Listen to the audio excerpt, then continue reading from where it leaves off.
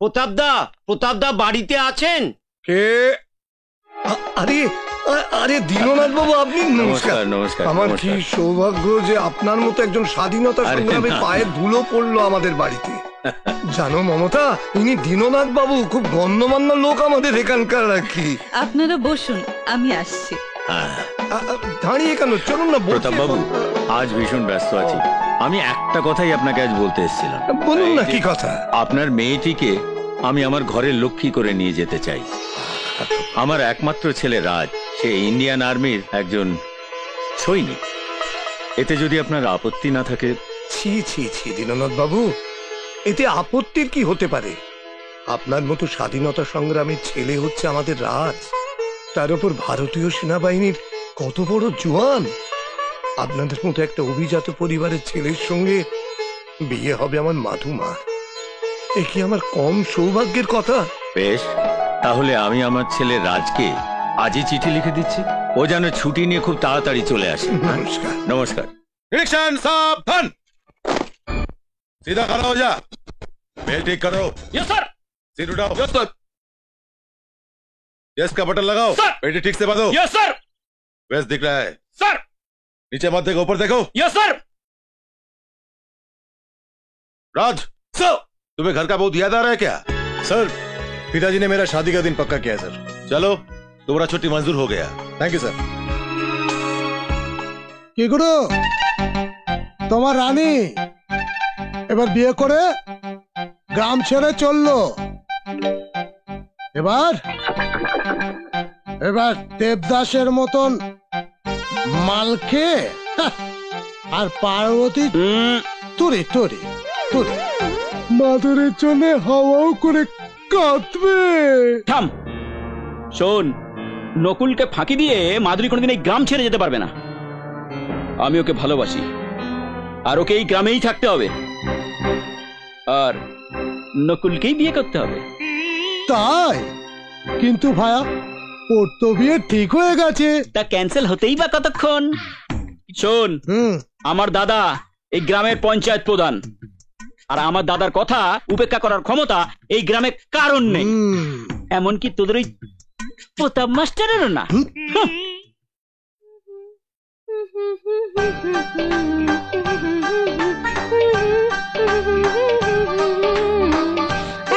কিরে মাধু, তোর নাকি বিয়ে ঠিক হয়ে গেছে? তুই এখনো ভেঙে পড়ে করে চলেছিস? নিজেকে সামলে নিতে শেখো, নইলে শ্বশুর বাড়িতে গিয়ে কিন্তু উত্তম মধ্যম খেতে হবে। বই গেছে আমার অমন শ্বশুর বাড়ি যেতে। আমি এখান থেকে কোথাও যাব না। যাবি না মানে?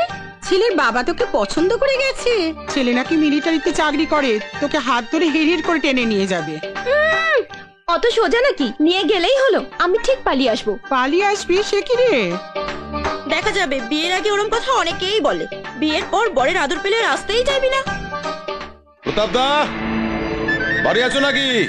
আরে ও প্রতাপ দা। আরে পবন, বলো বলো বলো। শুনলাম মেয়ের নাকি বিয়ে দিচ্ছ, পাত্রপক্ষে এসে মেয়েকে পছন্দ করে গেছে। তা এত দূরে মেয়েকে পাঠাবার কি দরকার? এই গ্রামের কোনো একটা ভালো ছেলের সঙ্গে। তুমি কার কথা বলছো পবন?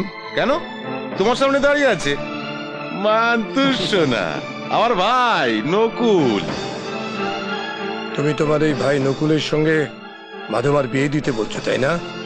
হ্যাঁ, এতে আপত্তির কি আছে? না, আপত্তি সেরকম কিছু নেই, তবে বলছিলাম যে বাদরের গলায় মুক্তোর মালাটা ঠিক মানায় নাই আর কি। আপনি ওকে বাদর বললেন? ভুল বললাম, তাতে করে বাঁদরদেরকেও না ছোট করে দেখা হলো আর কি। দাদা, তোমার লজ্জা করে না পবন? একটা জঘন্য চরিত্র ছেলের সঙ্গে তুমি আমার মাধুমার বিয়ে দিতে চাইছো? জিভ টেনে একেবারে ছিঁড়ে ফেলবে। বড়রা যেখানে কথা বলে সেখানে তোমার মতো ফালতু ছেলের কথা বলতে নেই। ছাড়া বাদর, তুই প্রতাপদার মুখের উপর কথা বলছিস? তুই জানিস না গ্রামের প্রত্যেকটা মানুষ প্রতাপদাকে সম্মান করে, তুমিও করে। প্রতাপদা, তুমি কিছু মনে করো না, আমি আমার ভাইয়ের হয়ে তোমার কাছে ক্ষমা চাইছি। দাঁড়িয়ে আছিস কেন? বাড়ি চল, জুতো পেটা করবো। চল চল। মান্তু সোনা। এই চল না, চল চল চল, আরাম জাদা চল, দেখাচ্ছি।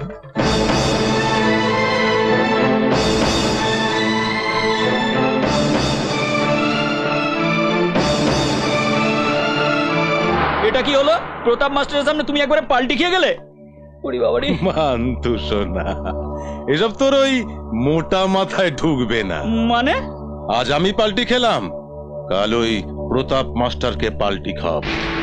তাই বলে তুমি আমাকে ওইভাবে মারবে? আহারে, লেগেছে? মান্তু সোনা, দাঁড়া, তোকে একটু আদর করে দিই, দাঁড়া। 60 60 60 60। আসলে কি জানিস, আমি তো পঞ্চায়েত প্রধান, তাই তোকে একটু শাসন টাসন না করলে কেসটা কিরকম পানসে পানসে হয়ে যাচ্ছিল।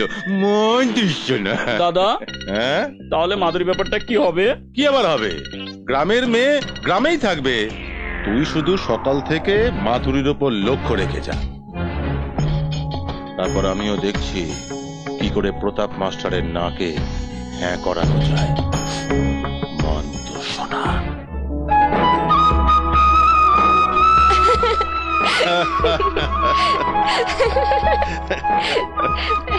সাবধানে মাধুমা, এখানে কিন্তু অনেক জল। পড়বো না বাবা, পড়বো না, তোমার কোনো ভয় নেই। আচ্ছা সিধু কাকা, আজ যে আমি তোমাকে নৌকো চড়াচ্ছি, তোমার কেমন লাগছে বললে না তো? খুব ভালো লাগছে। তোর মতো মাঝি দাঁড় ধরেছে, ভালো না লেগে পারে? আমার কিচ্ছু ভালো লাগছে না সিধু কাকা। তোমাদের ছেড়ে কত দূরে চলে যেতে হবে বলো তো? কি আর করবি বল, এই তো মেয়েদের জীবন, শ্বশুর বাড়িটাই তো মেয়েদের ঘর। আমি এখান থেকে চলে গেলে আমাকে ভুলে যাবে না তো সিধু কাকা?